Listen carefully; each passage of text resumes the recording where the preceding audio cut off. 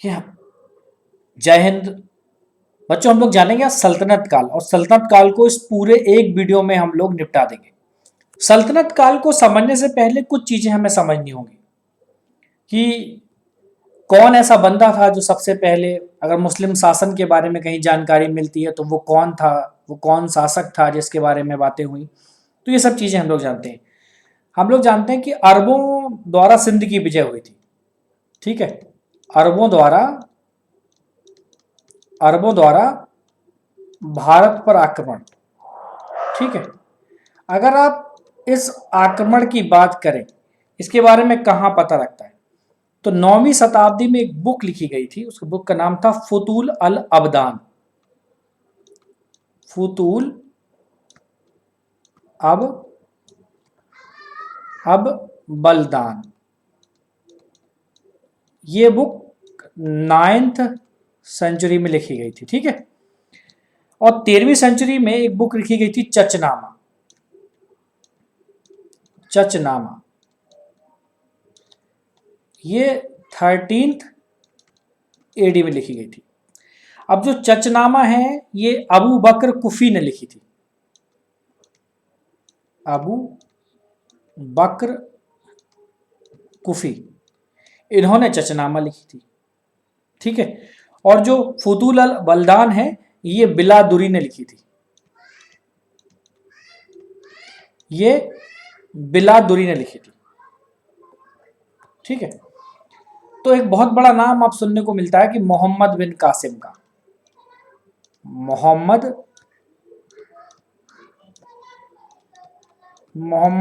बिन कासिम का नाम सुनने को मिलता है। ठीक है, कि ये मकरान होते हुए, ये मकरान होते हुए सिंध पहुंचा। कहां पहुंचा? मकरान होते हुए सिंध पहुंचा और 712 में पहुंचा। 712 एडी में पहुंचा। ठीक है, और इसने वहां जाकर बौद्ध भिक्षुओं का एक निवास स्थान था, उस पर अधिकार कर लिया था। ठीक है, जब इसने सिंध पर आक्रमण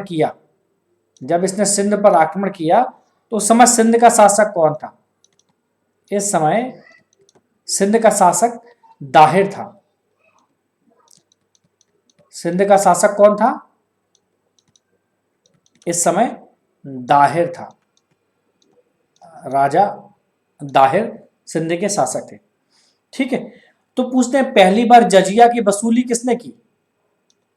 सिंध में मोहम्मद बिन कासिम ने पहली बार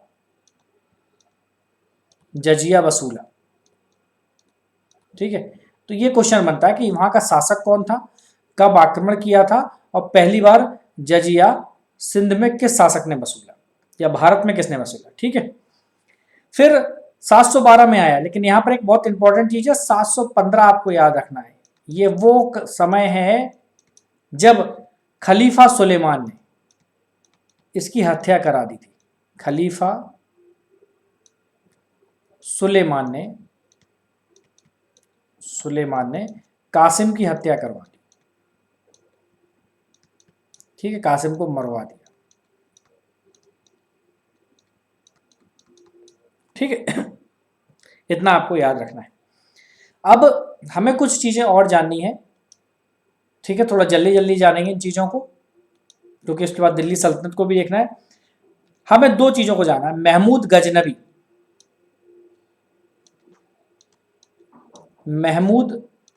गजनबी को हमें जानना है, और हमें मोहम्मद गोरी को जानना है। ठीक है, क्वेश्चन गलत नहीं होने चाहिए, इसलिए मैं इनको साथ साथ बता रहा हूं आपको। चलिए महमूद गजनबी को जानने की कोशिश करते हैं भैया। ठीक है, अब ये इसने क्या किया था, खलीफा को हरा दिया था, सीस्तान के खलीफा को हरा दिया था इसने क्या किया था, सीस्तान के खलीफा को हराया।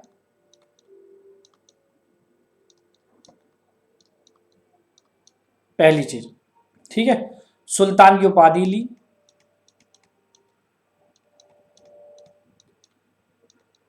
उसको हराने के बाद ही सुल्तान की इसने उपाधि ली थी। ठीक है, सुल्तान की उपाधि धारण करने वाला पहला मुस्लिम शासक। पहला मुस्लिम शासक कौन था? महमूद गजनबी था। ठीक है, इसने भारत पर 17 बार आक्रमण किए। इसने लगभग 1000 एडी से 1026 तक 17 बार आक्रमण किए इसने भारत पे, 17 बार आक्रमण किए। ठीक है, जब पहला आक्रमण पूछा जाए, पहला आक्रमण कब हुआ? पहला हमेशा इंपॉर्टेंट होता है लास्ट। पहला आक्रमण इसने 1001 में किया। ठीक है, जब भारत पर आक्रमण किया उस समय हिंदू शाही राजा जयपाल था। उस समय हिंदू शाही वंश गुजरात में शासन कर रहा था, तो हिंदू शाही राजा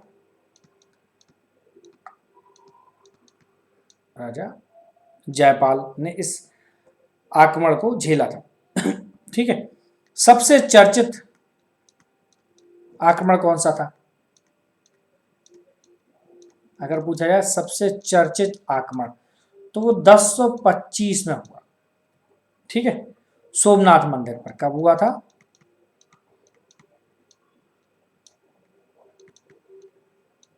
सोमनाथ मंदिर पर हुआ था।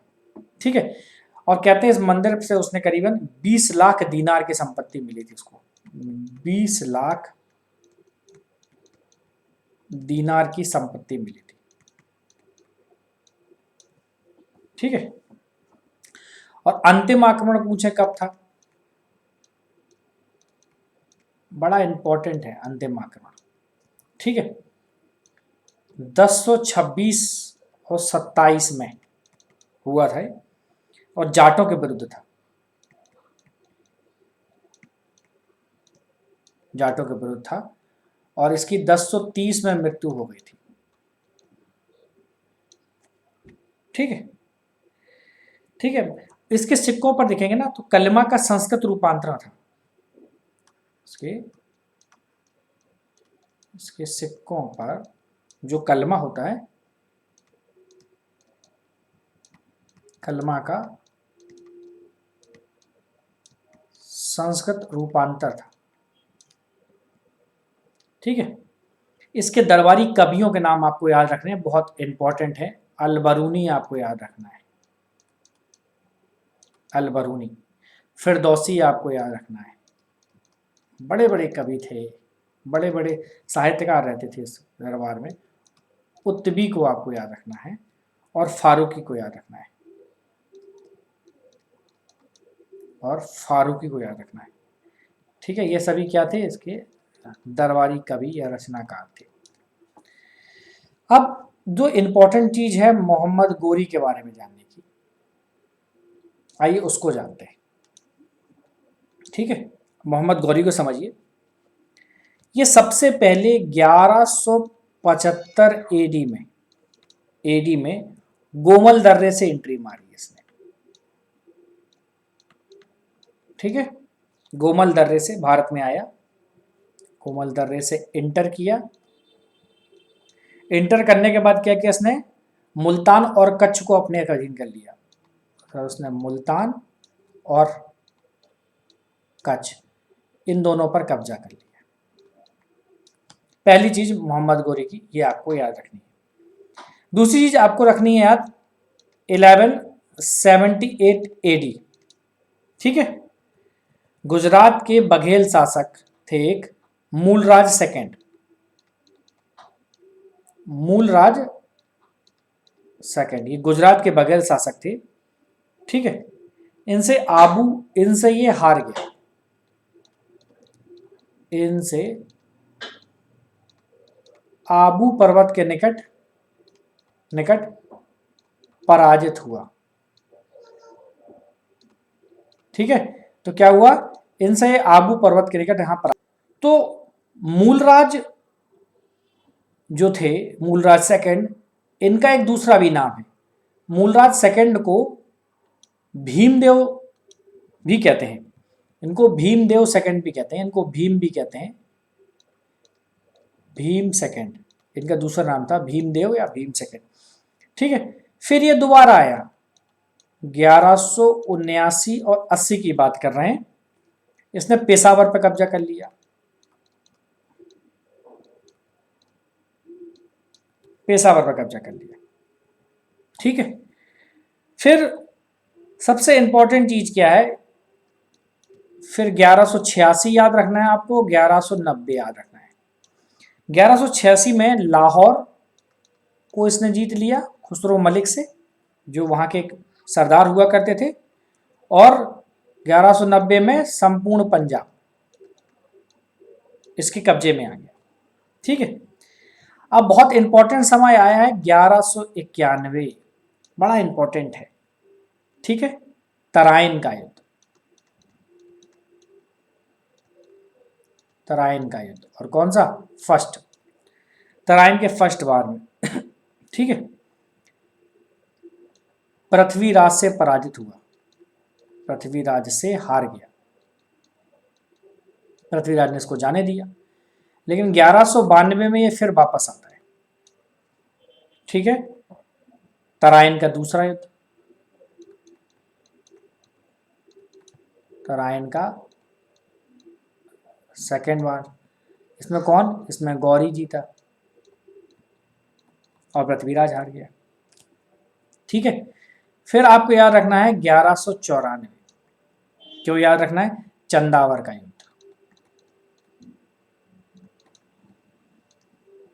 चंदावर का युद्ध याद रखना है। ठीक है, यहां पर इसने क्या किया, कन्नौज के राजा जयचंद्र को हराया, जयचंद्र को हराया। ठीक है। फिर आपको याद रखना है कि 1205, बड़ा इंपॉर्टेंट है, खोखर, खोखर एक जनजाति है, खोखरों को हराया। ठीक है। और 1206 में, 1206 में अफरीदी कबीले द्वारा सिंधु नदी के किनारे, अफरीदी कबीले द्वारा इसकी सिंधु नदी के किनारे इसकी हत्या कर दी गई, नमाज पढ़ते वक्त कहते हैं धोखे से इसकी हत्या कर दी गई थी। ठीक है। इसके सिक्कों पर लक्ष्मी की आकृति बनी हुई मिलती है, इसके सिक्कों पर एक तरफ मोहम्मद बिन साम और दूसरी तरफ लक्ष्मी की आकृति बनी हुई मिली है। ठीक है। तो ये थोड़ा सा जानना जरूरी था। ठीक है, कि मुगल कहाँ से, मुगल नहीं मतलब मुस्लिम साम्राज्य कहाँ से एंटर होता है। अब हम लोग समझेंगे दिल्ली सल्तनत को, अब हम लोग दिल्ली सल्तनत को समझेंगे, ताकि आपके वहाँ क्वेश्चन मोहम्मद गौरी और गजनबी को लेके और मोहम्मद बिन कासिम को लेके गलत नहीं होने चाहिए। ठीक है। अब दिल्ली सल्तनत में देखें तो कितने वंशों ने शासन किया। अगर आप वंश का क्रम देखो, क्रम भी पूछते हैं, तो क्रम में देखिए पहले तो मिलता है आपको गुलाम वंश। ठीक है, गुलाम वंश के बाद आए खिलजी वंश, खिलजी के बाद आए तुगलक। ठीक है, तुगलक के बाद आया सैयद वंश, और सैयद के बाद आए लोधी। ठीक है, और लोधी के बाद मुगल शासन शुरू हो जाता है, क्योंकि बाबर आ जाता है। ठीक है। तो कई बार क्वेश्चन ऐसे पूछते हैं, पहला शासक गुलाम वंश का अगर देखा जाए तो पहला शासक कौन था, तो ऐबक से शुरू होता है, और लास्ट शासक कौन सा था इसका, लास्ट शासक कौन था, कैकुबाद और शमसुद्दीन कैमर्स।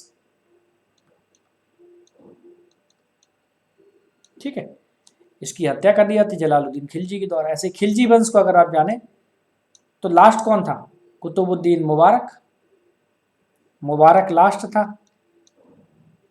पहला कौन था, जलालुद्दीन खिलजी।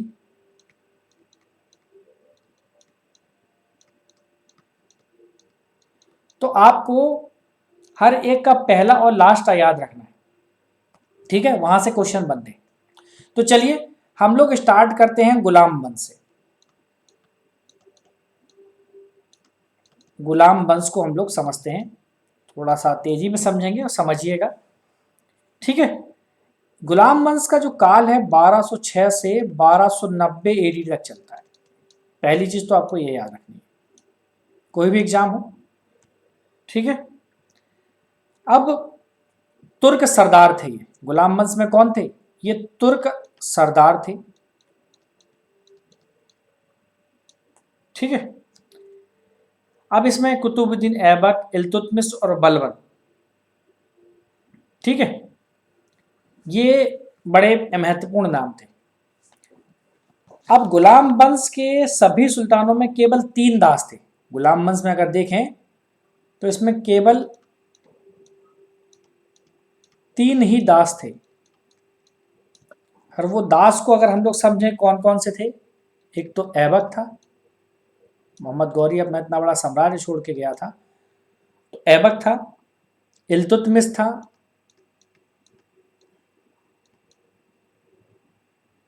और तीसरा बलबन था। 3 ही दास थे। ठीक है। चलो हम लोग ऐबक से शुरू करते हैं।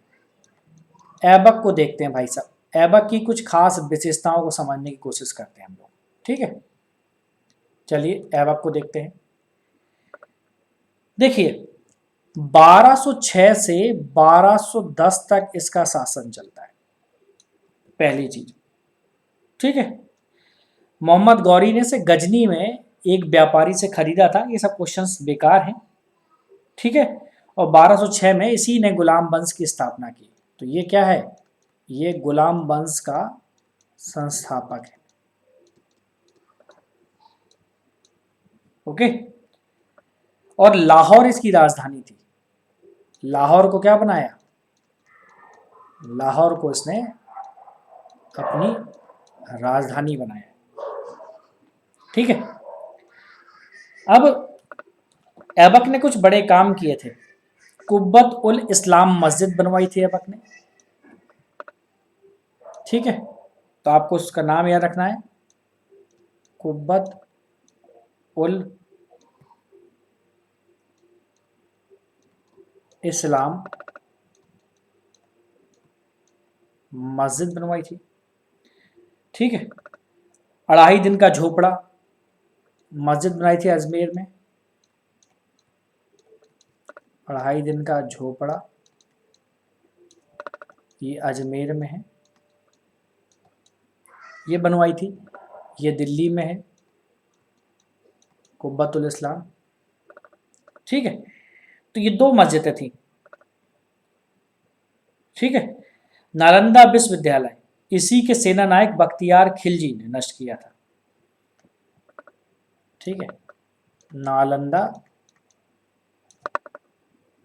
को नष्ट किसने किया था?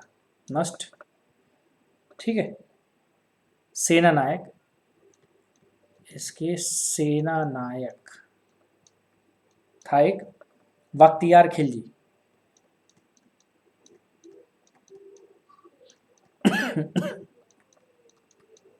बख्तियार खिलजी द्वारा नालंदा को नष्ट किया गया था।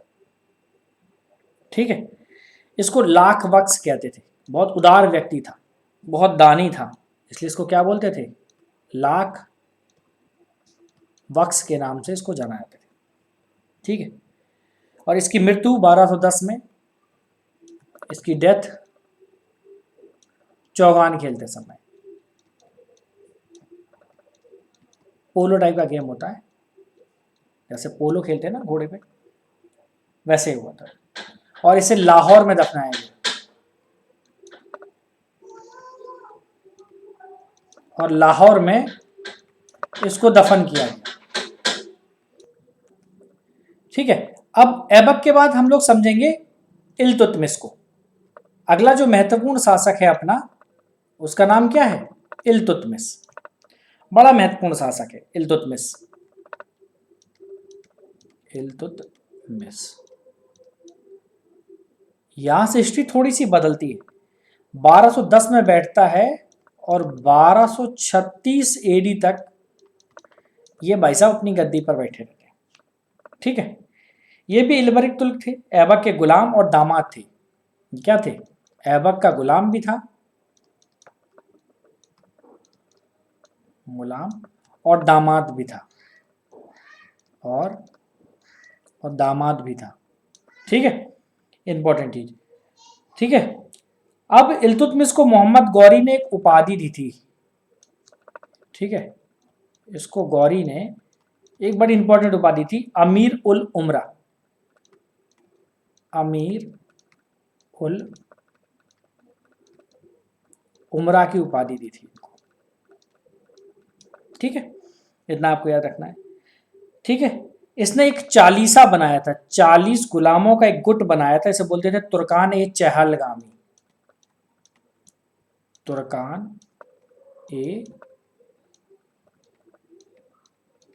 चहलगामी, जैसे चालीसा भी कहते थे, ठीक है, 40 गुलामों का एक गुट था, ठीक है।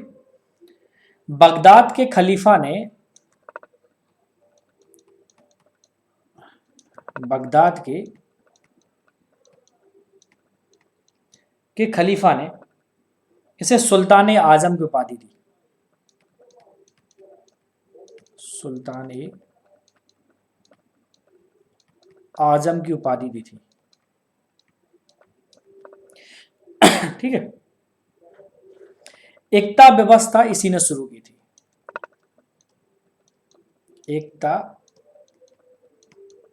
व्यवस्था शुरू इल्तुतमिश ने की थी, ठीक है। इसने टंका चलाया था, टंका, टंका, इसका वेट हुआ करता था 175 ग्रेन, ठीक है, ये चांदी का था, चांदी का सिक्का टंका कहलाता था। और इसने एक जीतल चलाया था, जीतल, जीतल, जीतल क्या था, तांबे का था, जीतल तांबे का सिक्का था, ठीक है। इसकी डेथ होती है 1236 में। अब इल्तुतमिश की डेथ के बाद कौन आता है, रजिया बेगम आती है, रजिया सुल्तान जिसे आप कहते हो, तो रजिया बेगम गद्दी पर बैठती हैं 1236 से 40 तक, ठीक है। प्रथम मुस्लिम महिला थी जिसने शासन की बागडोर संभाली, है आपको सभी पता है, ठीक है। इसने क्या किया था, रजिया ने मलिक जलालुद्दीन याकूत को अमीर आखूर नियुक्त किया था, अमीर आखूर मतलब अश्वशाला का प्रधान। तो कुछ चीजें आपको याद रखना है कि अमीर ए आखूर कौन था इस समय, ठीक है। तो मलिक याकूत, मलिक याकूत कौन था, बड़ा इंपॉर्टेंट था, अमीर ए आखूर, अमीर ए आखूर मतलब अश्वशाला का प्रधान बनाया था, ठीक है। इसने अल्तुनिया से शादी की थी, भटिंडा का सूबेदार था, इसने अल्तुनिया से शादी की थी क्योंकि ये उससे हार गई थी, ठीक है। और 1340 में कैथल के पास इसकी हत्या, 1340 में कैथल में हत्या हो गई थी, ठीक है। अब इसके बाद आते हैं बहुत इंपॉर्टेंट शासक हैं बलबन, बलबन के बाद एक स्टेबिलिटी दिखेगी आपको। अब आते हैं बलबन भाई साहब, बलबन ने गुलाम वंश पे एक स्टेबिलिटी क्रिएट की, 1266 में बैठते हैं और 87 तक रहते हैं। रजिया के बाद छोटे मोटे सरदार मतलब छोटे मोटे शासक बैठते रहे उसके परिवार के लोग, लेकिन इसका नाम क्या था, बलबन का नाम सबसे इंपॉर्टेंट, इसका नाम था बहाउद्दीन, इसका नाम क्या था, बहाउद्दीन इसका नाम था, ठीक है। ये अपने आप को अफरासियाब वंशज बताता था, क्या बताता थे, अफरासियाब वंशज,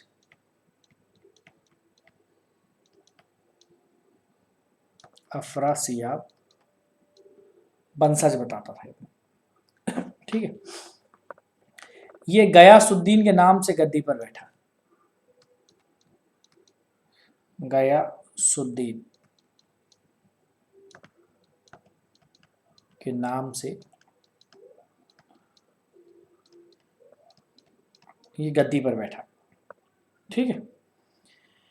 मंगोलों के आक्रमण बहुत हो रहे थे, बलबन ही पहला शासक था जो मंगोलों से दिल्ली को सुरक्षित रख पाया, मंगोलों से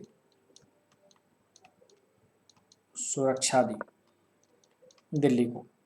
ठीक है, जो 40 गुलामों का सरदार का जो गुट था तुर्कान ए चहलगामी का, उसने विनाश कर दिया। मतलब चालीसा को समाप्त किया इसने, मतलब तुर्कान ए चहलगामी को उसने समाप्त कर दिया था। ठीक है, सिजदा और पाबोस इसी ने शुरू किया था, सिजदा और पाबोस शुरू किया था, सिजदा और पाबोस शुरू की थी इसने। ठीक है, नवरोज उत्सव भी मनाता था, जो फारसी त्योहार था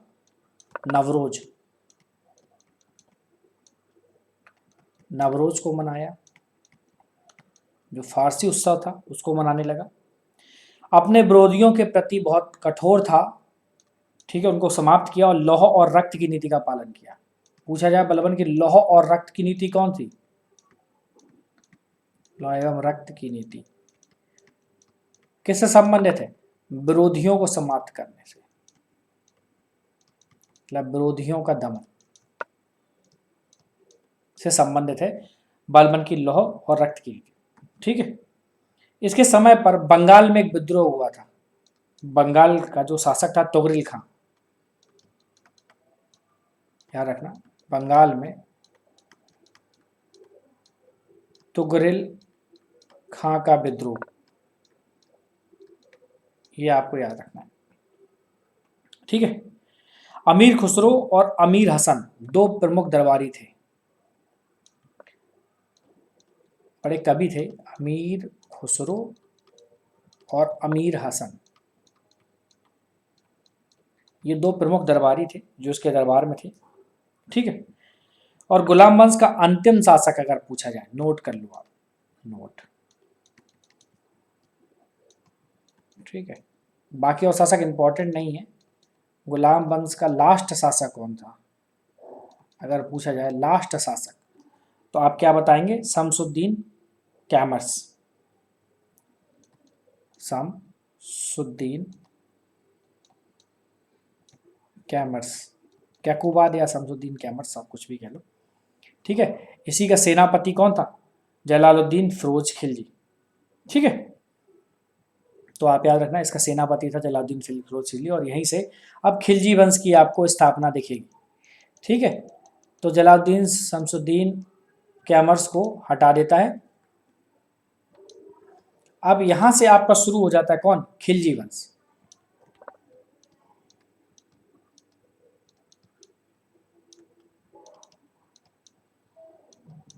खिलजी वंश, खिलजी वंश की शुरुआत होती है 1290 से और ये चलता है 1320 ईस्वी तक। 1290 से 1320 एडी तक ये चलता है।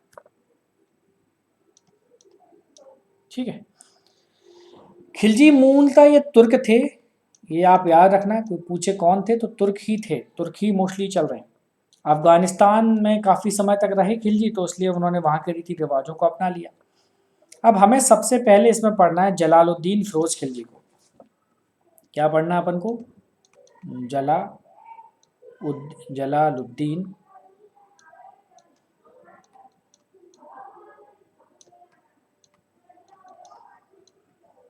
फिरोज खिलजी को। तो अपन सबसे पहले इनको देखेंगे। ठीक है, यही इसके खिलजी वंश के क्या हैं? यही संस्थापक हैं।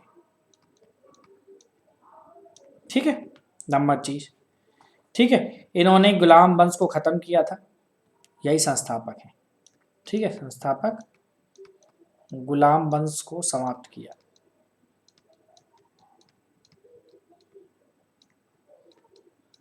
सबसे पहली चीज, खिलजी वंश की स्थापना इन्होंने की, जलालुद्दीन फिरोज खिलजी।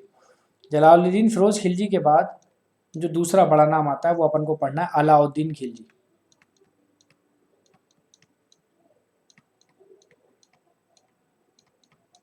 अलाउद्दीन खिलजी क्या था? ये जलालुद्दीन खिलजी का भतीजा था। ठीक है, इसने इसकी हत्या कर दी। अलाउद्दीन खिलजी क्या था? ये चाचा भतीजे थे।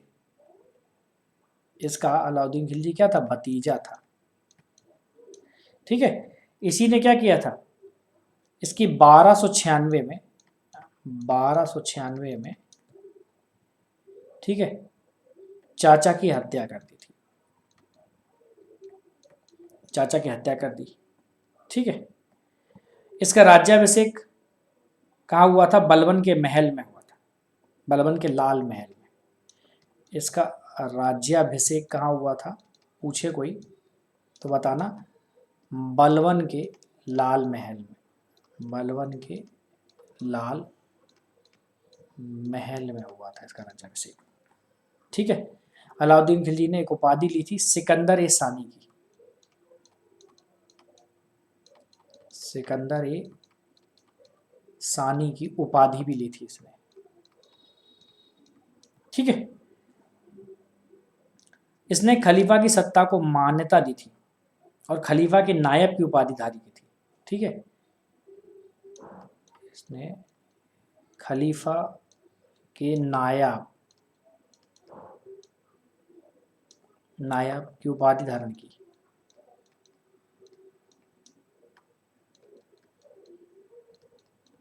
ठीक है, बाजार विनिमय प्रणाली इसी ने सबसे पहले शुरू की थी, बाजार विनिमय प्रणाली मतलब बाजार में रेटों को तय कर दिया था इसने। ठीक है, बाजार नियंत्रण की पूरी व्यवस्था का संचालन दीवान ए रियासत, ठीक है, इसको, इसका जो संचालन करता था ये कौन करता था, दीवान ए रियासत, दीवान ए रियासत को जिम्मेदारी दे दी कि तुम पूरी बाजार व्यवस्था की क्या करो, उसका संचालन करो। ठीक है, अब बाजार नियंत्रण के लिए इसने कुछ अधिकारी नियुक्त किए थे। ठीक है, अब उन अधिकारियों के अपन लोग नाम देख लेते हैं। ठीक है, सहना ए मंडी, सहना ए मंडी ये क्या था, तो आप बताएंगे बाजार अधीक्षक था। क्या था ये बाजार अधीक्षक हुआ करता था। ठीक है, दीवान ए रियासत अपन ने पहले ही बात कर ली कि बाजार पर नियंत्रण रखने का काम करता था। एक होता था सराय अदल, सराय अदल बाजार के लिए था, ये वहां पर अगर कोई अन्याय हो रहा तो वहां पर न्याय के लिए बनाया गया था। ठीक है, बरीद ए मंडी, बरीद ए मंडी, ठीक है, एक अधिकारी हुआ करता था, बाजार निरीक्षक करता था, बाजार निरीक्षक था। ठीक है, आजकल के जैसे मार्केट इंस्पेक्टर होते हैं ना वैसे ही। ठीक है, और एक बाजार में कहीं कोई रेट बढ़ा के तो नहीं दे रहा, तो मुन्हेयान था, मुन्हेयान गुप्तचर हुआ करते थे, वो सम्राट तक जानकारी दिया करते थे। ठीक है, इतनी चीजें। दूसरी चीज, लूट के धन को खम्स कहते थे, जो लूट का धन था वो क्या कहलाता था, वो कहलाता था खम्स। किसी किताबों में खुम्स मिले आपको तो वो एक ही चीज है। ठीक है, अब पहले लूट के धन में सुल्तान का हिस्सा 1/5 होता था, अब इसने बढ़ा दिया 4/5 कर दिया। सुल्तान का हिस्सा 1/5 के बजाय 4/5 होगा। ये अलाउद्दीन ने बोल दिया भैया, होगा तो होगा। ठीक है, अभी और भी बहुत सारी चीजें हैं कि इसने उत्तर भारत में कुछ अभियान किए थे, वो क्रम याद रखना, इसके उत्तर भारत के अभियान, अभियान का क्रम। ठीक है, जरूरी है क्योंकि क्वेश्चन एग्जाम में पूछते हैं। तो इसने गुजरात, ठीक है, गुजरात के बाद रणथंबोर, रणथंबोर के बाद चित्तौड़, चित्तौड़ के बाद इसने मालवा को जीता,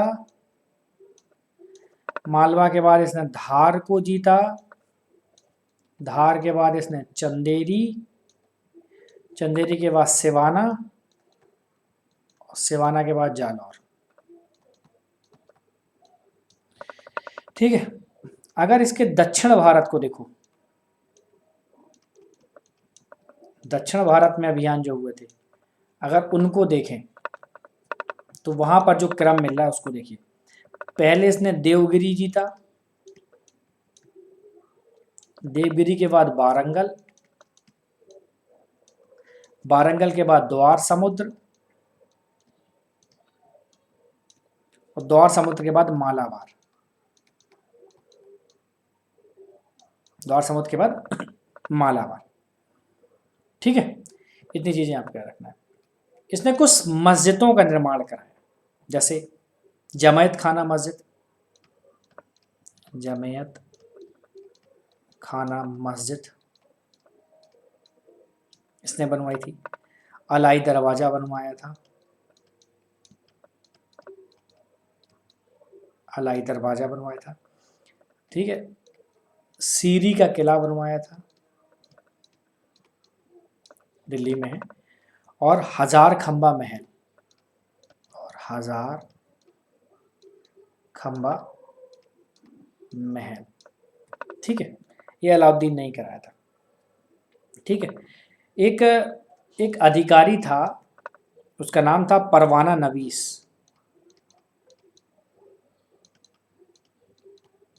परवाना नवीस ये क्या करता था, वस्तुओं का परमिट जारी करता था, वस्तुओं को परमिट जारी करना, ये इसका काम था।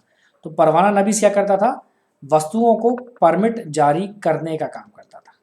ठीक है, उसका काम ही था कि वस्तुओं को परमिट जारी करना है। ठीक है, अब अलाउद्दीन की मंत्री परिषद देख लो, इसकी एक मंत्री परिषद हुआ करती थी, वो कैसी थी,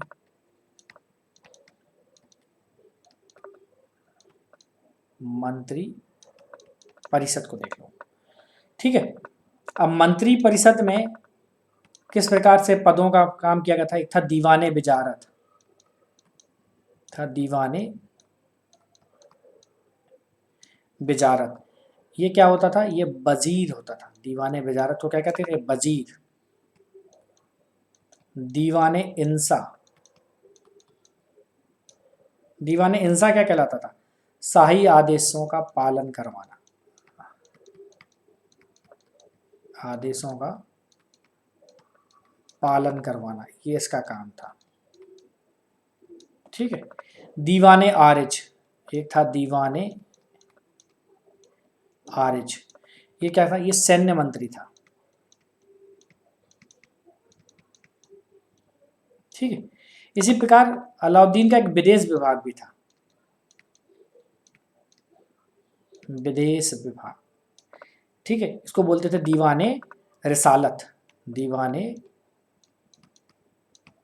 रिसालत, ये अलाउद्दीन का विदेश विभाग था। ठीक है, अब इसी प्रकार हम लोग बात कर रहे थे कि परवाना नवीस वस्तुओं को परमिट जारी करता था, उसी प्रकार एक बाजार हुआ करता था, और उस बाजार को जानते हैं हम लोग सराय ए अदल, सराय ए अदल। ठीक है, यहाँ पर कपड़े या वस्त्र, वस्त्र बिकते थे, वस्त्र, शक्कर, जड़ी बूटी, मेवा। ठीक है, और दीपक का तेल, दीपक का तेल बिकता था।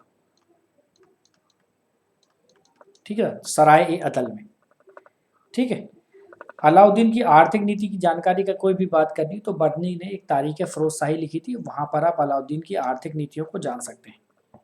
ठीक है, तो अलाउद्दीन की आर्थिक नीतियों को बर्नी की एक बुक है तारीख फिरोजशाही, तारीख फिरोजशाही, और ये किताब लिखी थी बर्नी ने। इससे अलाउद्दीन की आर्थिक नीतियों की जानकारी मिलती है। ठीक है। अब इसी समय कुछ बुक्स लिखी गई थी, बड़ा इंपॉर्टेंट है, आप कुछ इंपॉर्टेंट बुक्स हैं देख लीजिए। एक थी खजाइनुल फतेह, खजाइनुल फुतूह, ये लिखी थी अमीर खुसरो ने। तो अमीर खुसरो को आप याद रखिएगा। रेहला, रेहला इब्न बतूता ने, इब्न बतूता ने लिखी थी। फुतुहस सलातीन इसामी ने लिखी थी।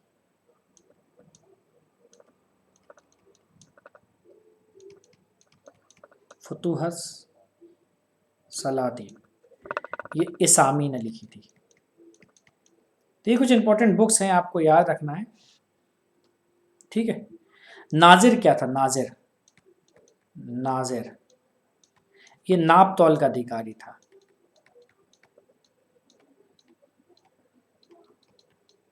ठीक है, नाप तौल करता था। ठीक है,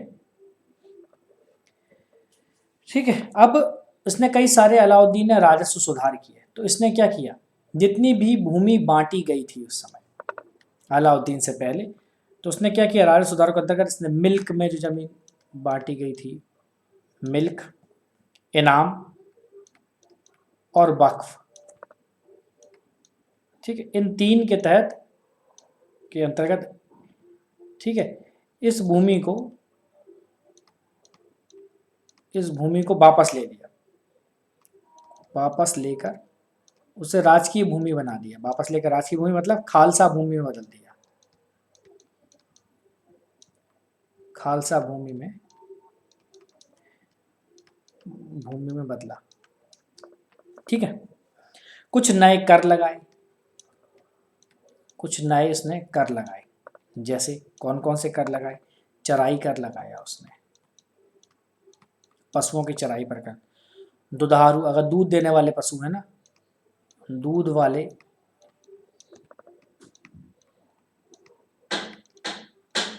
पशुओं पर भी कर लगाया उसने। तो इसने दूध वाले पशुओं पर भी कर लगा दिया था कि अगर आपके पशु दूध दे रहे हैं तो भैया आपको टैक्स देना होगा। ठीक है। घरों पर कर, घरों और झोपड़ी पर भी कर लगा दिया था। ठीक है। इसने एक नया विभाग बनाया था, राजस्व व्यवस्था से भ्रष्टाचार और लूट को समाप्त करने के लिए दीवान ए मुस्तखराज की स्थापना की थी। दीवान ए मुस्तखराज, ठीक है, राजस्व विभाग था। ठीक है। अब अगर हम यहां पर कुछ चीजों को देखें कि अमीर खुसरो को देखो आप, अगर कुछ चीजें नोट करनी है। ठीक है। अमीर खुसरो ने 8 सुल्तानों का काल देखा था। अमीर खुसरो 8 सुल्तानों को देखा इसने, मतलब बलबन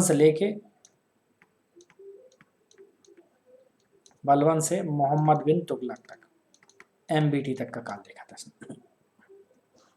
इसे तूतीय हिंद उपाधि दी गई थी, भारत का तोता इसे बोलते हैं, इसे तूतीय हिंद कहा जाता था। ठीक है। ये निजामुद्दीन औलिया के शिष्य थे। ठीक है, निजामुद्दीन औलिया के शिष्य थे। ठीक है। इन्होंने सितार, तबला का आविष्कार किया था। इन्होंने सितार का आविष्कार किया, तबला का आविष्कार किया। ठीक है।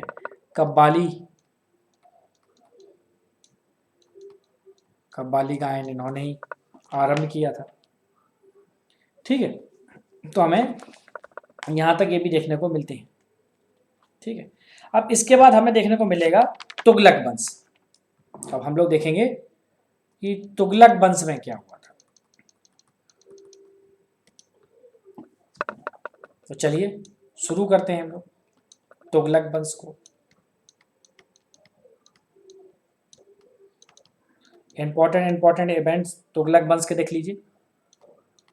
1320 से शुरू होता है, 1414 तक चलता है। तो 1320 से 1414 तक। गयासुद्दीन तुगलक का नाम याद रखना है आपको, याद।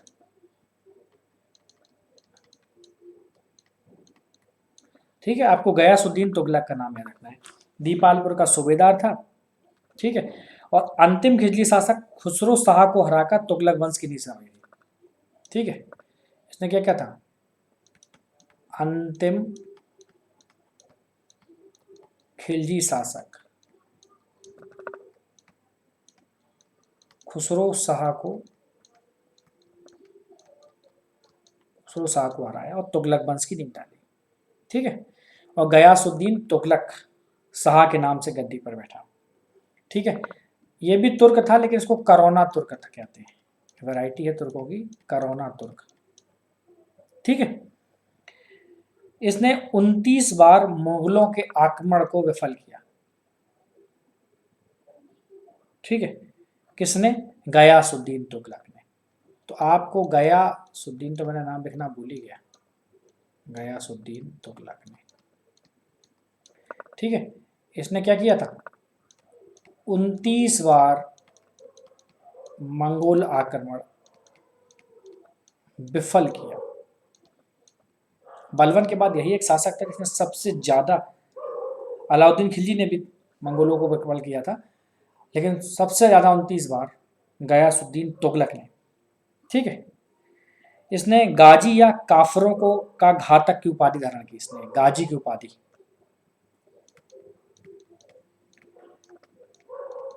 ठीक है, इसने गाजी की उपाधि धारण की थी, तो याद रखना है इसमें अच्छे से। ठीक है, इसने लगान के रूप में, इसने जो लगान था 1/10 या फिर 1/12 भाग, कहीं 1/10 कहीं 1/12। ठीक है, नहरों का निर्माण कराने वाला पहला सुल्तान था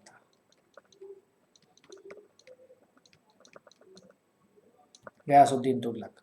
याद रखिए, गयासुद्दीन तुगलक पहला शासक था जिसने नहरों का निर्माण कराया।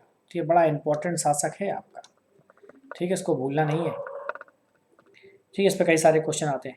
निजामुद्दीन औलिया ने इसके बारे में क्या कहा था, दिल्ली अभी बहुत दूर है। औलिया ने कहा था इसके बारे में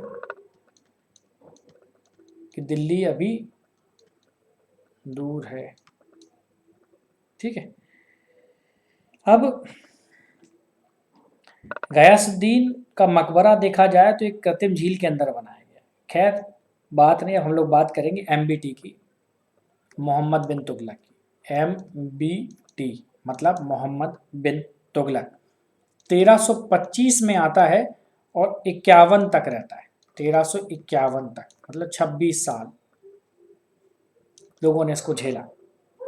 ठीक है, अब जब गयासुद्दीन तुगलक की डेथ हो जाती तब ये दिल्ली का सुल्तान बनता है। ठीक है, सबसे ज्यादा शिक्षित और योग्य व्यक्ति इसको माना जाता है। ठीक है, बर्नी ने मोहम्मद बिन तुगलक की 5 योजनाओं का उल्लेख किया है, उनका क्रम याद कर लीजिए।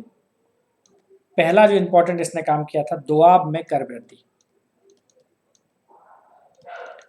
दोआब में कर को बढ़ा दिया था। ये समय है 1326 और 27 का। दूसरा इसने क्या काम किया था, बड़ा इंपॉर्टेंट काम है, राजधानी परिवर्तन।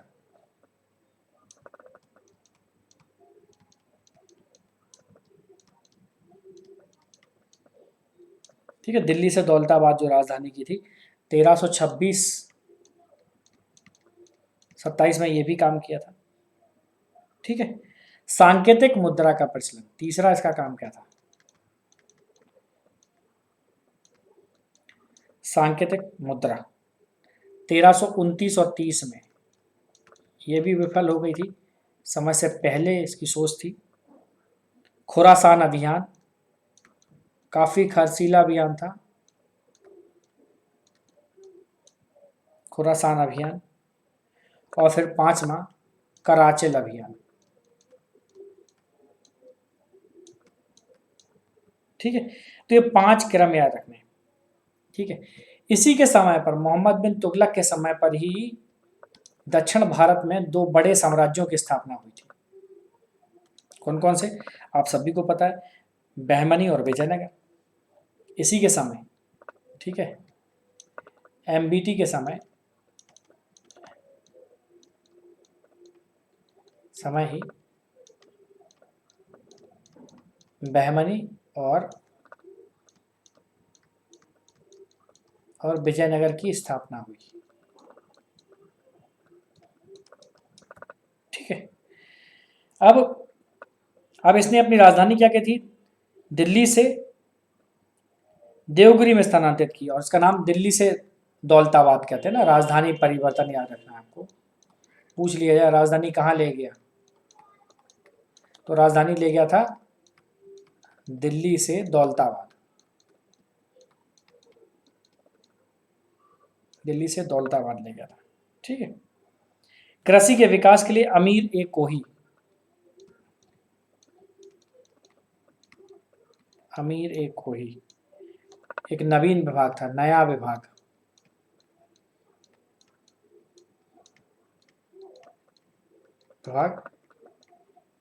कृषि के विकास के लिए अमीर ए कोही। ठीक है, अब देखो सांकेतिक मुद्रा की अगर आप बात करो,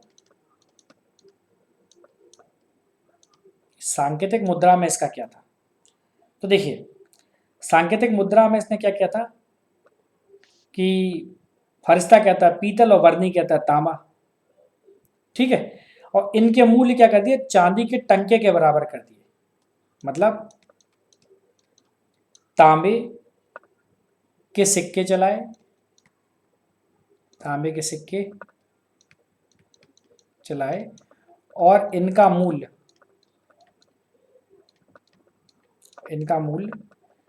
चांदी के रुपए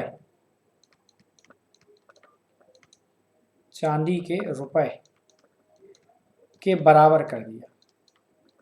तो लोग अपने घर में तांबे के सिक्के डालने लग गए। ठीक है, अगर पूछा जाए, एक किताब है रेहला बुक है, वो इब्न बतूता ने लिखी है। रेहला किसने लिखी है, इब्न बतूता ने लिखी है। और एमबीटी के समय की घटना का वर्णन है। एमबीटी के समय की घटनाएं हैं, समय की घटनाओं का वर्णन है इसमें। रेहला बड़ी इंपॉर्टेंट बुक है, आपको याद रखनी है। ठीक है, और इसके बाद थट्टा में इसकी डेथ हो जाती है। एक विद्रोह को दबाने गया था, सिंध के विद्रोह को। एमबीटी क्या करता है, सिंध विद्रोह को दबाते हुए, ठीक है, थट्टा के पास इसकी डेथ हो गई। तो एमबीटी यहीं पर खत्म हो गया। इसके बाद अगला शासक आता है फिरोज शाह तुगलक। बड़ा महत्वपूर्ण शासक है फिरोज शाह तुगलक।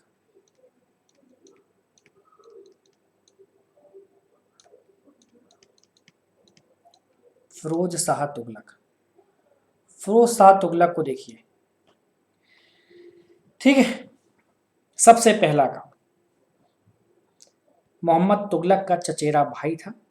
जब थट्टा में वो मर जाता है तो 51 में शासक बनता है, ब्राह्मणों पर जजिया लगा देता है। क्या करता है, ब्राह्मणों पर जजिया लागू करने वाला पहला मुस्लिम शासक। ब्राह्मणों पर जजिया यही लगाता है। ठीक है, पहली चीज। ठीक है, फिर टोपरा और मेरठ से अशोक स्तंभों को दिल्ली ले आया। टोपरा और मेरठ से जो अशोक स्तंभ थे दिल्ली लाया,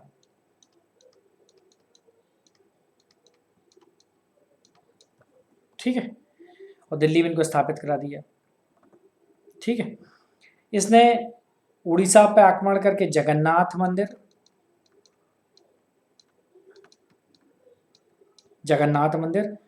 और कांगड़ा के नागरकोट के ज्वालामुखी मंदिर और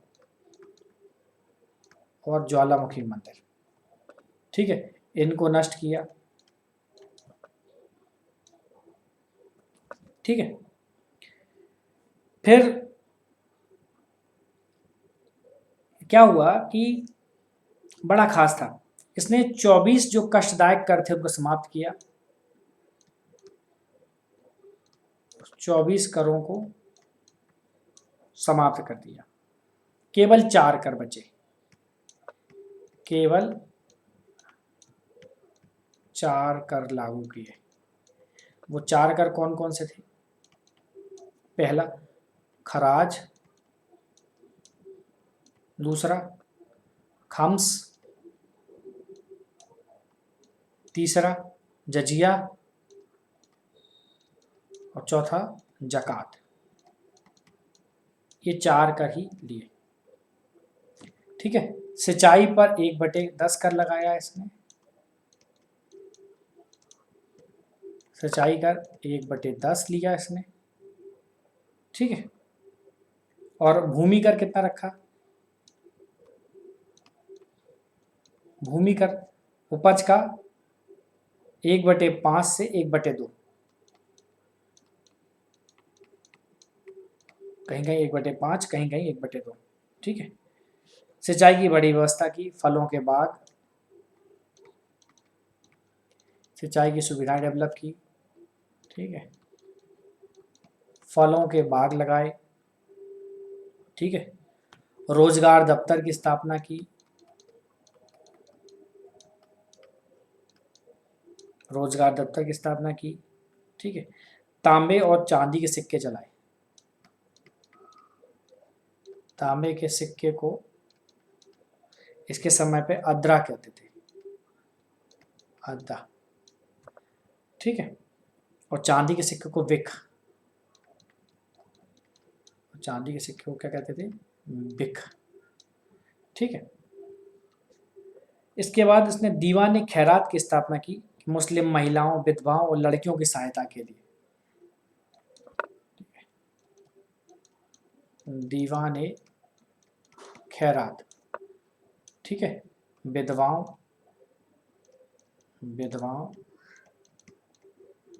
लड़कियों, ठीक है, और महिलाओं, मुस्लिम महिलाओं,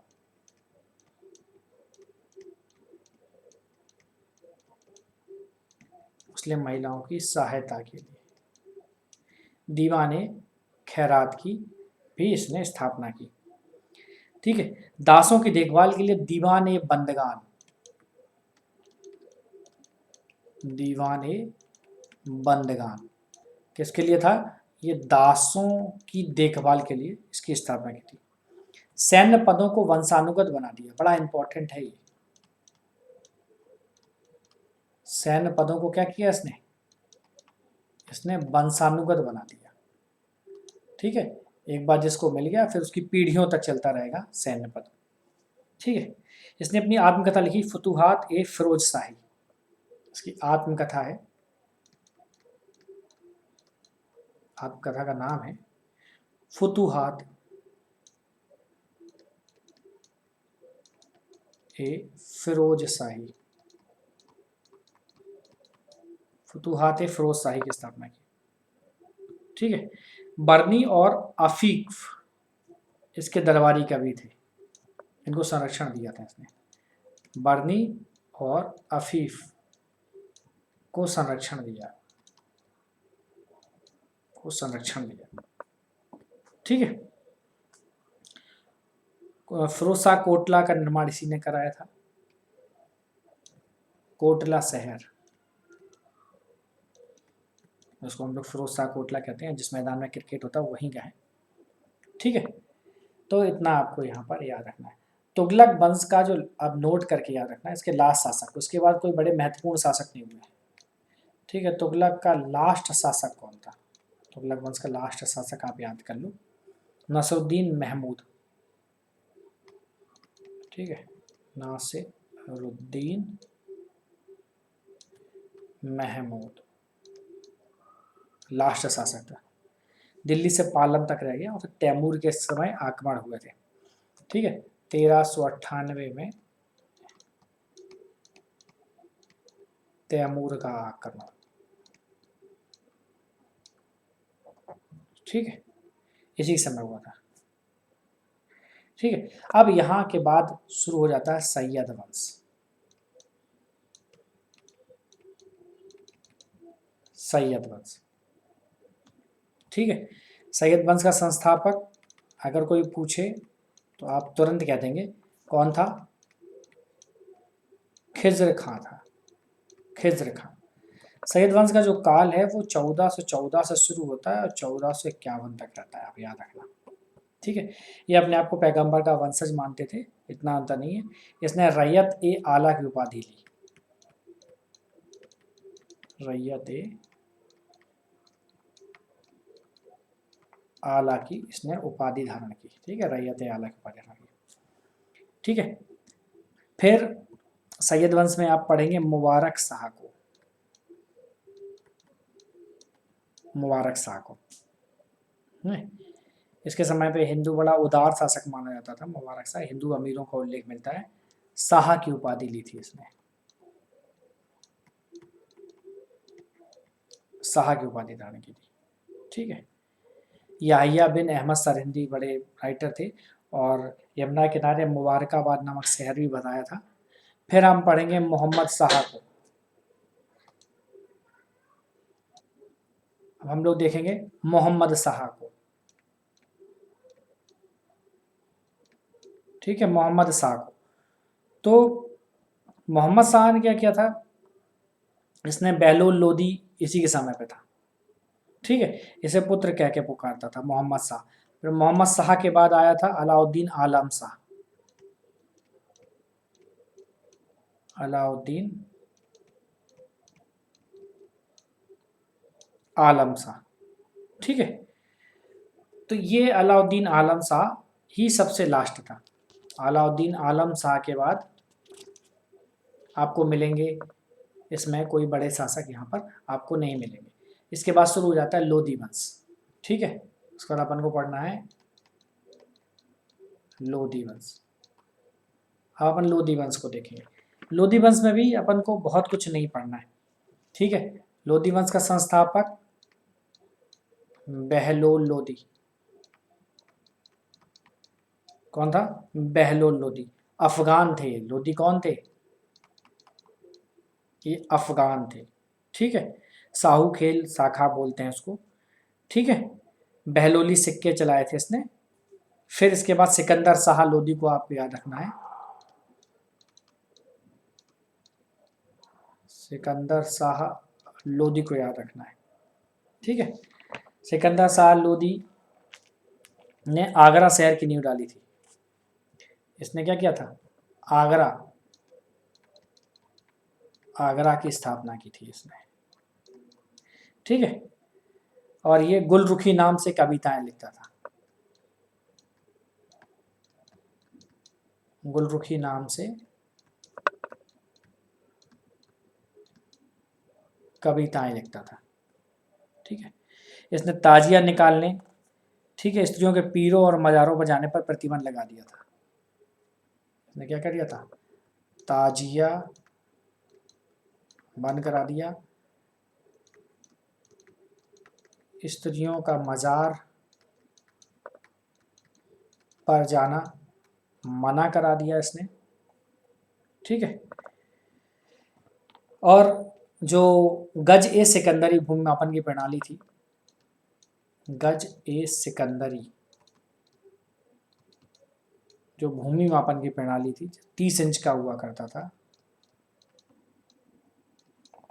ठीक है, यही लेके आया था। ओके, तो सिकंदर लोदी एक इम्पोर्टेंट शासक था।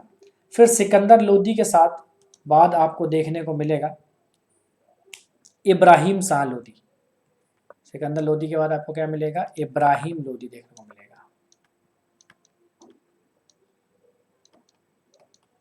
इब्राहिम लोदी मिलेगा। ठीक है, इसने बड़ा इंपॉर्टेंट काम किया था कि इब्राहिम लोदी और राणा सांगा के बीच खतौली का युद्ध हुआ था। खतौली युद्ध, ठीक है, लोदी वर्सेस राणा सांगा। सांगा जीता था, लोदी हार गया था। ठीक है, फिर फिर बाबर ने क्या किया था? पानीपत के युद्ध में, फिर हुआ था पानीपत का युद्ध जो फर्स्ट युद्ध कहलाता है। ठीक है, इसमें बाबर वर्सेस इब्राहिम लोदी। तो यहाँ पर लोदी हार गया था, बाबर जीत गया था। ठीक है, और यहीं से मुगल वंश की नींव रखी गई थी। ठीक है, तो अब हमें यहाँ पर कुछ ही चीज़ें देखनी है। अब हम लोग देखेंगे मुगल कालीन आर्थिक शब्दावली को, प्रशासनिक शब्दावलियों को, उनको हम लोग और देखेंगे और उसी के साथ ही अपना उद्देश्य पूरा हो जाएगा। ठीक है, तो अब देखिए दिल्ली सल्तनत के अधिकारियों को हम लोग समझते हैं। ठीक है, दिल्ली सल्तनत के अधिकारी, इनके लिए कौन सी शब्दावली थी? देखो, पहली चीज, जो वजीर था, वजीर वो कौन था? वो दीवान ए बजारत कहलाता था। दीवान ए बजारत। ठीक है, राजस्व विभाग को देखा करता था, मतलब दीवान ए बजारत के प्रधान। ठीक है, आरिज ए मुमालिक सेना विभाग का प्रधान कहलाता था। आरिज ए मुमालिक क्या होता था? सेना का प्रधान। ठीक है, जैसे दीवान ए अर्जी भी कहते थे, कहीं कहीं पर उसे दीवान ए अर्ज भी नाम दिया गया है। ठीक है, तो याद रखना है। ठीक है, दीवान ए रिसालत विदेश विभाग का प्रधान, हम लोग पहले भी देख चुके हैं। ठीक है, इसलिए उसको नहीं देखेंगे। सद्र उस सुदूर की अगर आप बात करो तो ये धर्म विभाग का प्रधान।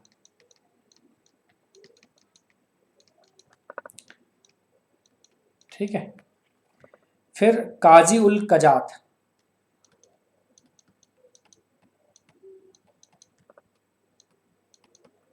ठीक है, न्याय विभाग का प्रधान, न्याय विभाग का प्रधान होता था। ठीक है, बरीद ए ममालिक, बरीद गुप्तचर को कहते थे।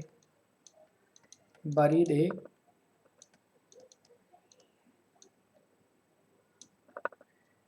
बरीद ए ममालिक,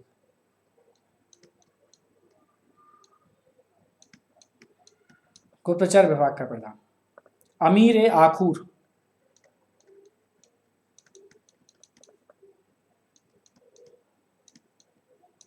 अमीर ए आखुर, ये अश्वशाला का प्रधान होता था। ठीक है, अमीर ए ममालिक, अमीर ए ममालिक ये कौन हुआ करता था? ये महालेखाकार, महालेखाकार हुआ करता था। ठीक है, अमीर ए मजलिस, मजलिस समझ गया, जलसा वगैरह, शाही उत्सवों का प्रधान, शाही उत्सवों का प्रधान। ठीक है, खजीन, नाम से ही पता लग रहा है, खजीन कोषाध्यक्ष। खजीन क्या होता था? कोषाध्यक्ष। कोतवाल तो पता ही है आपको, शहर का सर्वोच्च अधिकारी। ठीक है, दीवान इंसा,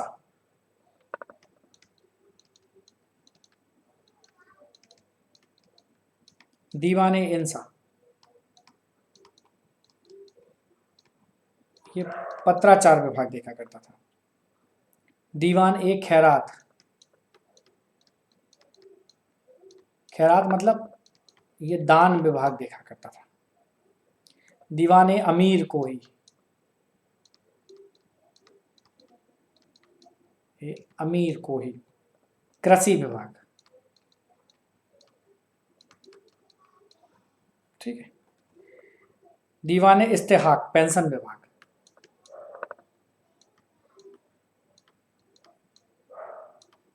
ठीक है।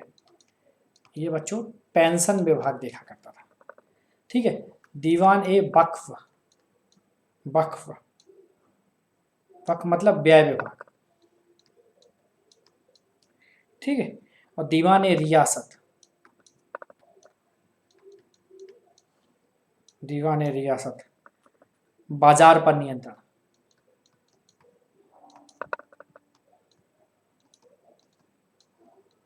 बाजार पर नियंत्रण रखना होता है, ठीक है। ये इंपॉर्टेंट शब्दावली और इनसे एक क्वेश्चन आपको मिलेगा ही मिलेगा, मतलब इनको कोई रोक ही नहीं रहा, ठीक है। अब सल्तनत सेना का वर्णन कर लो। अगर कहीं पर वर्ड आता है सरखेल, क्या होता है सरखेल, ठीक है। तो आप बताएंगे 10 घुड़सवारों का प्रधान, क्या कहलाएगा सरखेल। सिपाही सालार क्या कहलाएगा भैया,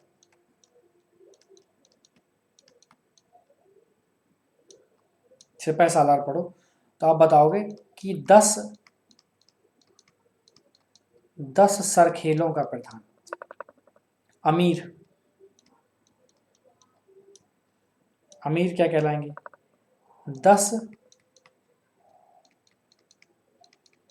10 सिपाही सालारों का प्रधान, अमीर कहलाएगा। मलिक, मलिक क्या कहलाएंगे 10 अमीरों के प्रधान, मलिक कहलाएंगे। खान क्या कहलाएंगे खान, 10 मलिकों के प्रधान को हम लोग क्या कहेंगे खान कहेंगे। तो जो 10 मलिकों का हेड होगा वो खान कहलाएगा। अब जो सबसे बड़ा होता है वो होता है सुल्तान, 10 मलिकों का, ठीक है। और सबसे बड़ा क्या होता है सुल्तान, सभी खानों का प्रधान।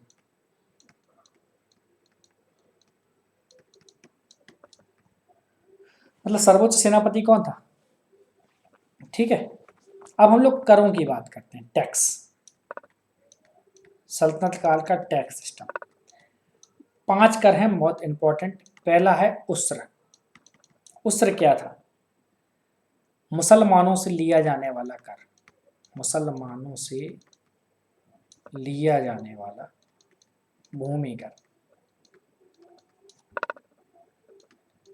थोड़ा सा ध्यान देना है, मतलब कोई कठिन चीज नहीं है। दूसरा है खराज, वर्डिंग पे ध्यान देना है। खराज गैर मुसलमानों पर धार्मिक कर, गैर मुसलमानों पर धार्मिक कर। जजिया क्या धार्मिक कर था, नहीं, खराज धार्मिक कर था, गैर मुसलमानों पर धार्मिक कर। एक होता था खम्स, खम्स हमने पहले ही बात किया था, लूट पे लगाया जाता था ना, लूट, ठीक है। लूट से प्राप्त धन पर कर, खम्स हो गया। जकात, जकात मुसलमानों पर धार्मिक कर, ध्यान रखना, मुसलमानों पर धार्मिक कर। और 5वां देखो जजिया, ठीक है, गैर मुसलमानों से लिया जाने वाला कर, सुरक्षा के बदले, गैर मुसलमानों से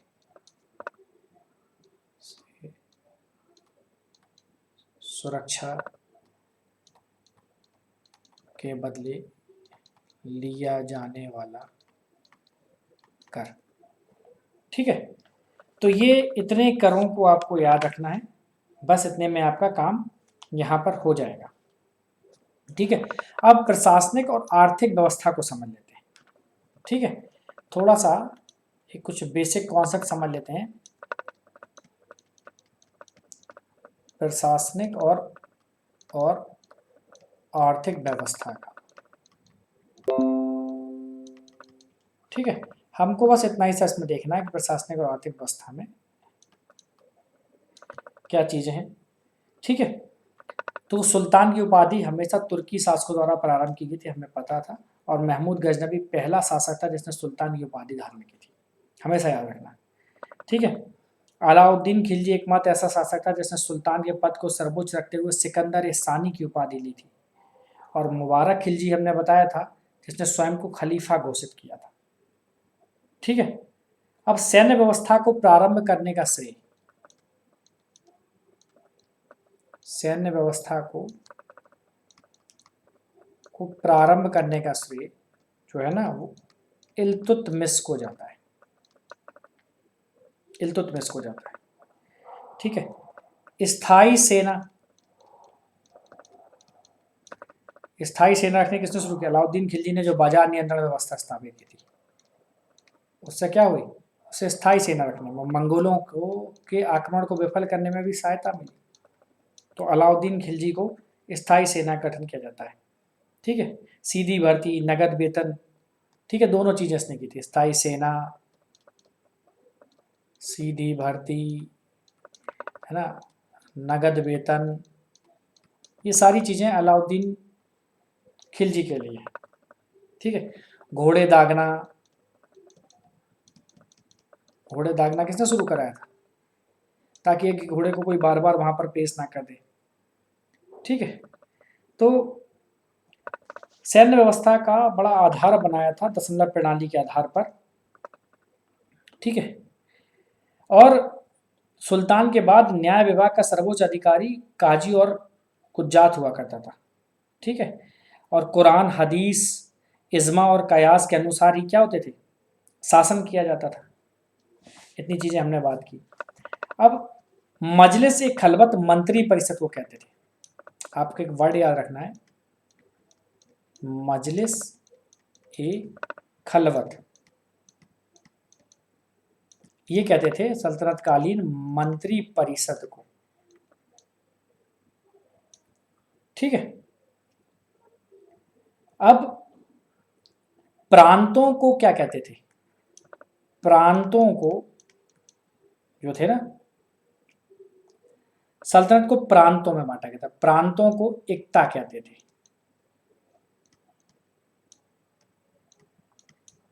ठीक है, मान लीजिए कोई सल्तनत है पूरी,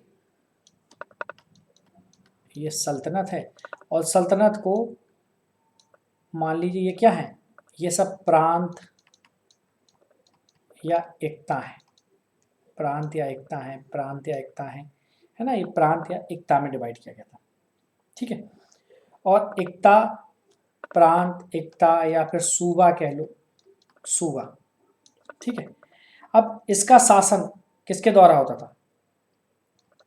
इसका शासन आप कह सकते हो या तो नायब के द्वारा होगा, या फिर बली, या फिर आप मुक्ति के द्वारा होगा। ठीक है, इनके द्वारा शासन का संचालन होता है। अब एकताओं को सिक्कों में, ठीक है, तो प्रांत को एकता और एकता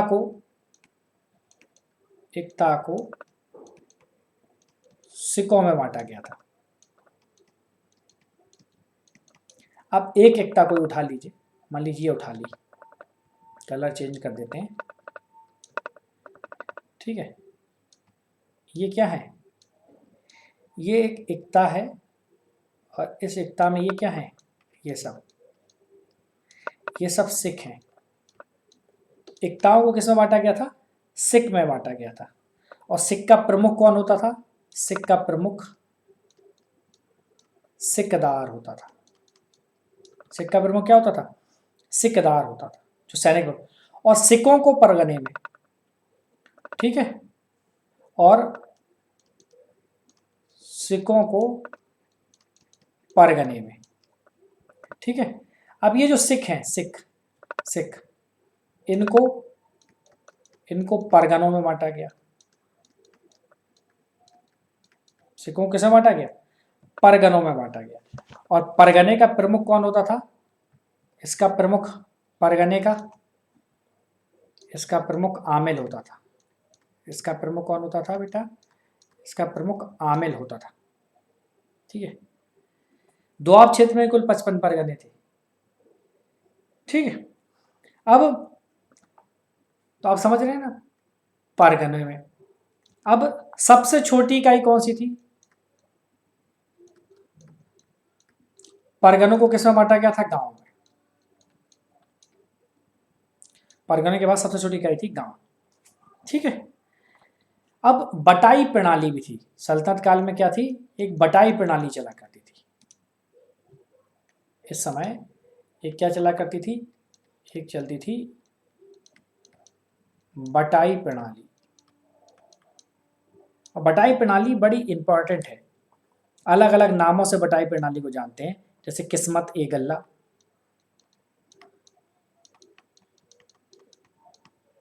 कहीं पर कहते थे, कहीं पर गल्ला बक्सी कहते थे, कहीं पर क्या कहते थे? इसको गल्ला बक्सी कहते थे। कहीं कहीं पर इसे बटाई प्रणाली को हासिल कहा जाता था। कुछ लोग इसे हासिल नाम से जानते थे कि भैया हासिल है। तो बटाई प्रणाली के 3 भाग थे। ठीक है। कुछ लोग इसको हासिल भी कहते थे, हासिल। तो बटाई प्रणाली को अलग अलग नामों से जानते थे। अब बटाई के 3 प्रकार।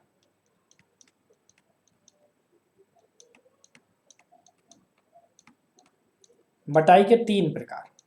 जो पहला प्रकार था उसको बोलते थे खेत बटाई। खेत बटाई। खेत बटाई क्या थी? खड़ी फसल, खड़ी फसल या बोने के बाद, या बोने के बाद कर का निर्धारण, जिसे कहते थे खेत बटाई। दूसरी थी लंक बटाई। दूसरी थी लंक बटाई। ठीक है। ठीक है।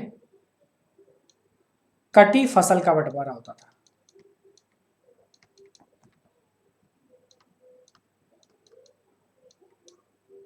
कटी फसल का। और तीसरी थी रास बटाई। रास बटाई क्या थी? अनाज से भूसा लगकर,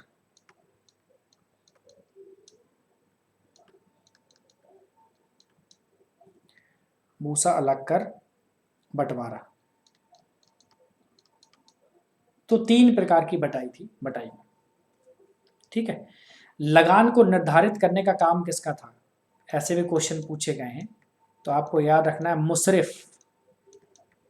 मुसरिफ आप याद रखना। मुसरिफ क्या था? ये लगान निश्चित करता था।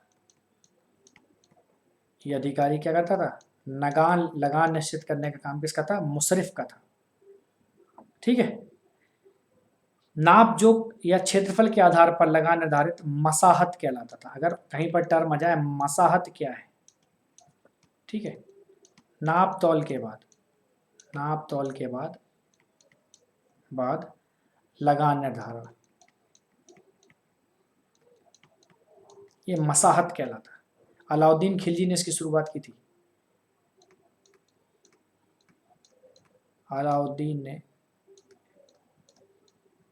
शुरू किया था इसको, मसाहत को। ठीक है। और जजिया भूमि कर से एक अलग कर के रूप में वसूल करेंगे भैया, यानी कि भूमि कर के रूप में जोड़ लिया हमने। ठीक है। तो ये सारी चीज़ें थी वहाँ पर जो सल्तनत काल में आपको दिखेगी। सल्तनत कालीन थोड़ा सा स्थापत्य भी देख लेते हैं हम लोग, और इसी के साथ ही सल्तनत काल समाप्त हो जाएगा। स्थापत्य। अब देखिए स्थापत्य को समझें कि इस समय एक विधि चलती थी। ठीक है। अरबी लिपि और अलंकरण दोनों साथ में हो। अरबी लिपि लिखते लिखते उसको सजा भी रहे हो, अलंकरण, अलंकरण कर रहे हो, तो इसको कहते थे अरवस्क। ठीक है। इसको कहते थे अरवस्क विधि। लिपि के साथ साथ अगर अलंकरण कर रहे हैं तो ये। ठीक है। कुतुबुद्दीन ऐबक ने सबसे पहली तुर्क मस्जिद कुब्बत उल इस्लाम मस्जिद का निर्माण करवाया था यहाँ पर। तो पूछा जाए कि पहली तुर्क मस्जिद, तो आप याद रखना कुब्बत उल इस्लाम, ठीक है। और किसने की थी? ऐबक द्वारा इसकी स्थापना हुई थी, कुतुबुद्दीन ऐबक के द्वारा, ठीक है। कुतुब मीनार बनाई,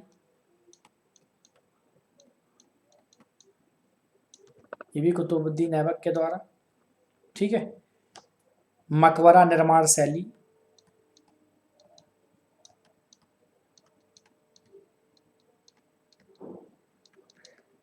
का जन्मदाता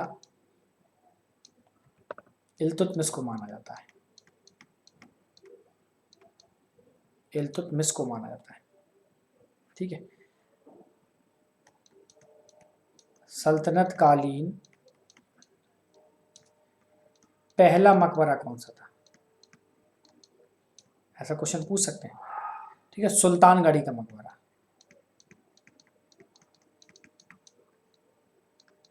सुल्तानगढ़ी का, ठीक है। इस्लामी पद्धति द्वारा पहला मकबरा, तो बताएंगे बलवन का, ठीक है। तो ये सारी चीज़ें आपको यहाँ पर याद रखना है। लोधी काल मकबरों को काल माना जाता है और द्विगुम्बदी शैली यहीं से शुरू होती है, सिकंदर लोधी के समय पर, ठीक है। तारीख अलाई और राग दरबार के साथ साथ मैंने आपको वहाँ पर बताई भी हैं सारी चीज़ें। कुछ बुक्स भी इनकी इम्पोर्टेंट हैं, अगर हम कुछ बुक्स को यहाँ पर देख लें, ठीक है, उससे भी क्वेश्चन आते हैं। जैसे किताब तहकीक, ठीक है, चचनामा, खजाइनुल फतूह, मैंने आपको उल्लेख करे हैं, सहनामा, फिरदौसी की किताब है। कुछ बुक्स हैं सल्तनत कालीन जो शासक के समय पर हैं, तो इम्पोर्टेंट बुक्स जो पहले पूछी गई हैं, जो पहले पूछी गई हैं एग्जाम में, बस उन्हीं को देख लें, उन्हीं को देखें, इससे बाहर आपको कुछ नहीं पढ़ना है। तो उम्मीद करते हैं यहाँ से बाद इतना आप कर लेंगे ना, तो आपको सल्तनत काल में कुछ भी नहीं पढ़ना। अपन ने सल्तनत पूरा कर लिया और अपन ने इस तरह से मुगल पूरा कर लिया, है ना, तो अपन को क्या बचा? मध्यकालीन भारत खत्म। तो अगर आप 3 घंटे 3.5 घंटे में सल्तनत काल और मध्यकालीन भारत को खत्म कर लेते हैं, तो इससे बेटर रिवीजन नहीं हो सकता आपका, ठीक है।